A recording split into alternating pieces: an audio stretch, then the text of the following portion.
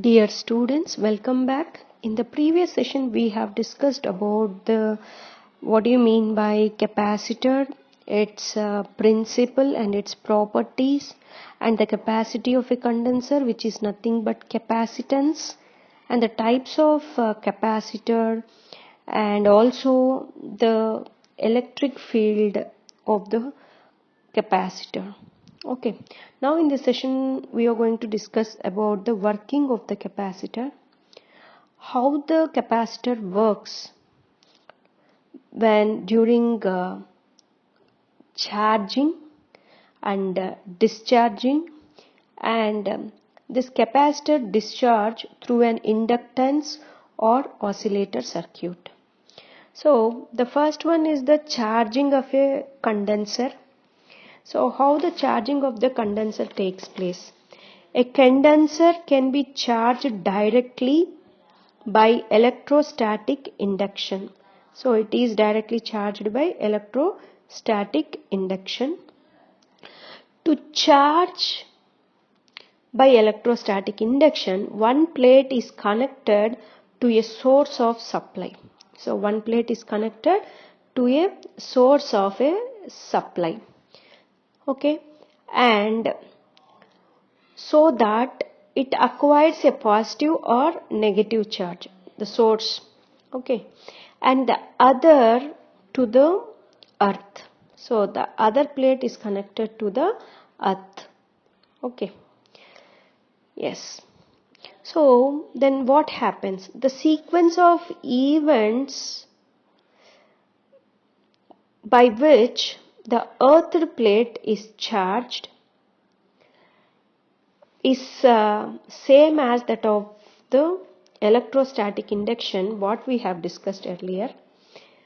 And then more usually the condenser is charged directly by connecting the two plates to the opposite poles of a source of supply.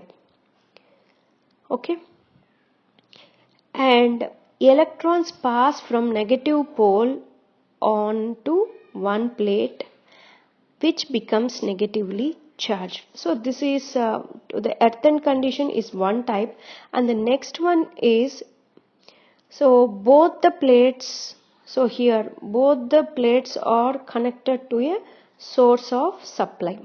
Okay, so in that electrons pass from the negative pole onto one plate, which becomes negatively charged. So which one is negative? Which plate is connected to the negative pole, it becomes negatively charged, and from the other plate to the positive pole, leaving this plate with positive charge. So as the movement of electrons takes place, a current flows in the circuit and a difference of potential is set up between the plates. So as the condenser becomes charged, the difference of potential is developed between the plates, opposes the flow of current.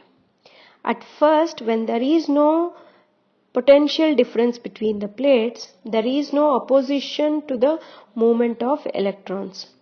So the intensity of current is great and charge builds up rapidly. So the resulting charge on the plates opposes the current flow. So when it will oppose the current flow means when the charges on the both sides become equal, then there is an repulsion of these forces will takes place. That means the potential difference in between the plates become neutral. So then there is an repulsion of flow of electrons will takes place. Okay. So the resulting charge on the plates opposes the current flow. The intensity becomes less and the rate of charging becomes slower. When the difference of potential between the plates is equal to that of the source of supply, then no further movement of electrons takes place and the current decreases. Okay, here is the graph of the current which is shown. So here it is increasing. So once it reaches to its normal, then it will not increase. That means when the potential difference is equal to the potential difference of the source of supply, then there is no flow of electrons. Okay. If the condenser which is having large capacity, that means a greater quantity of electricity is required to charge it to the same potential difference as the source of supply than if it has a small capacity, and so it takes longer to charge. Thus, the time required to charge the condenser varies directly with its capacity. If the capacitor is having a large capacitance, then the charging time of the condenser is also increases. Okay. So when the condenser is charged, it can be disconnected from the source of supply and the charge is retained. So the main function of the capacitor is nothing but to store the electric charge. Once it reaches to the same potential difference of the source, then we can disconnect from the main source and the storage of the electric charge in the capacitor is maintained further also. If you see the discharge of condenser, next one, how this discharge of this electric charge takes place means, so in this, a capacitor discharges when the accumulated charge is allowed to flow off. So once the charges are accumulated, then these charges has to be flow off from the plates, then it is called as discharge.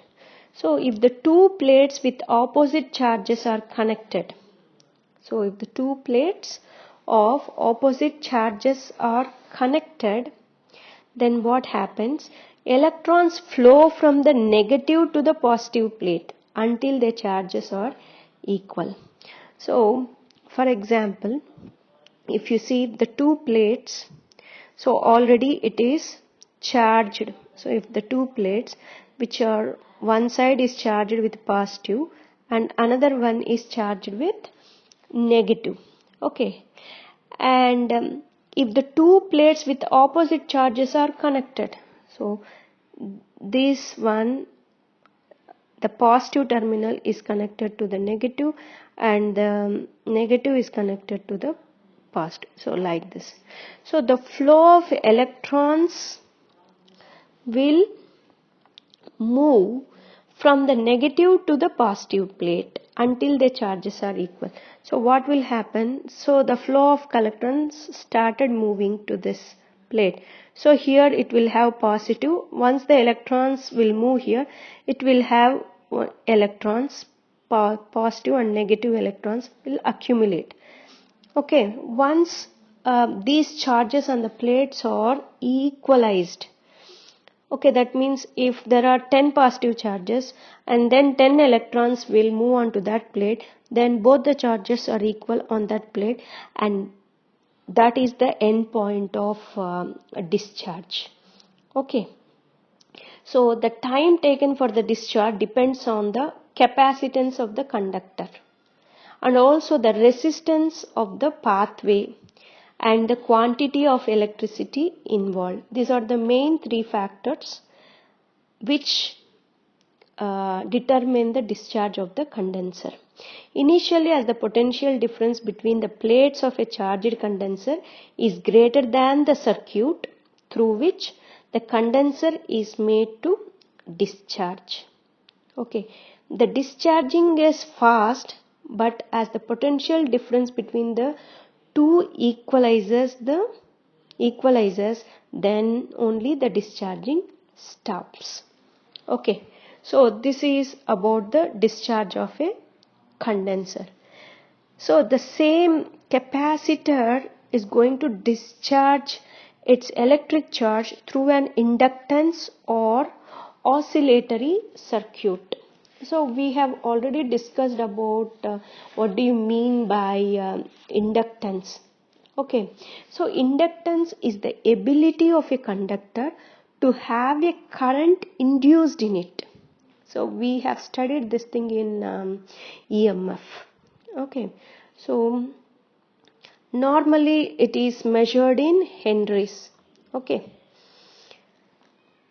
so here the inductance is nothing but a coil of wire in the circuit. Okay, so normally this inductance produce self-induced EMF. Because of this self-induced EMF, it is opposing the flow of electrons.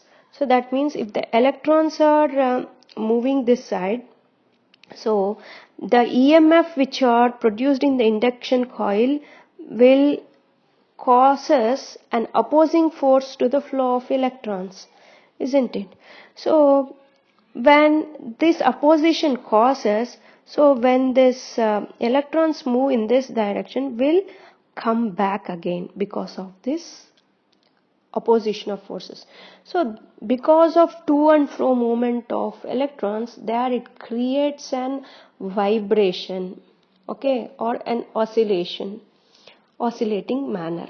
Okay, so when how much time it will takes place means once the EMF, the induced EMF is equal to the flow of electrons in the conductor, then it allows the forward movement of the electron flow. So this is the thing happened in the oscillator circuit.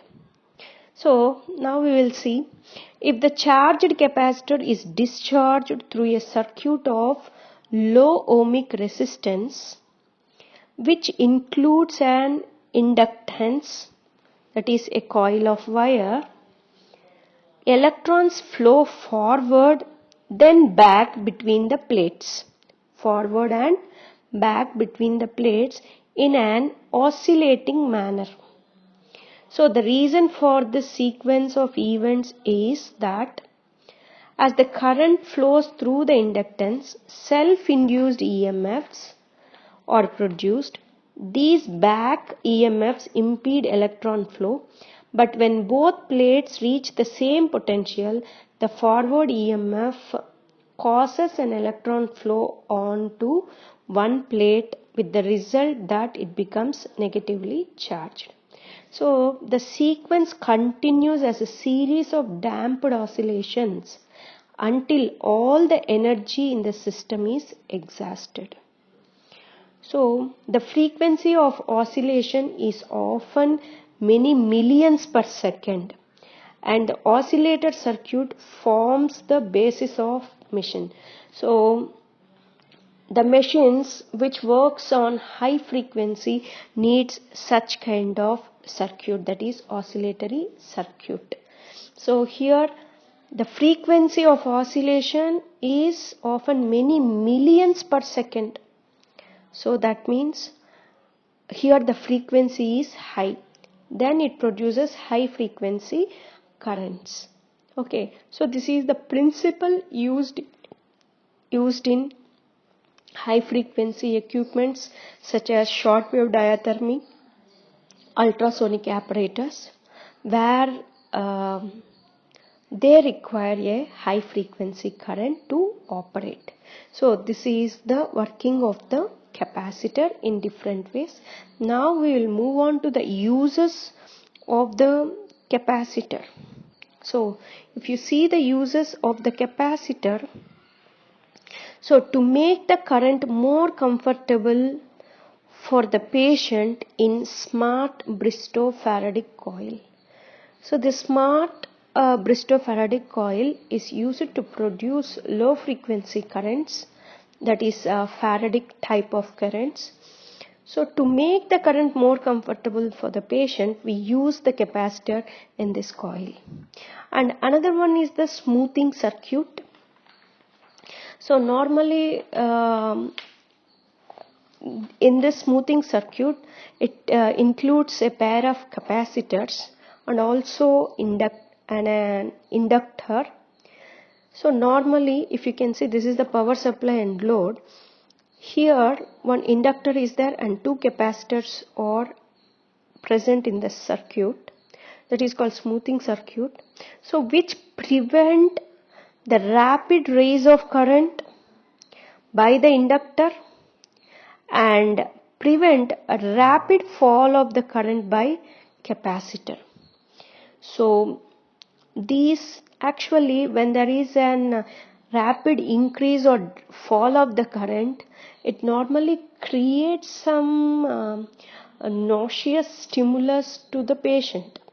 Okay, to prevent such kind of stimulus, such smoothing circuit is used, in that capacitors are used. Okay, and also to reduce the variations in the intensity of rectified currents.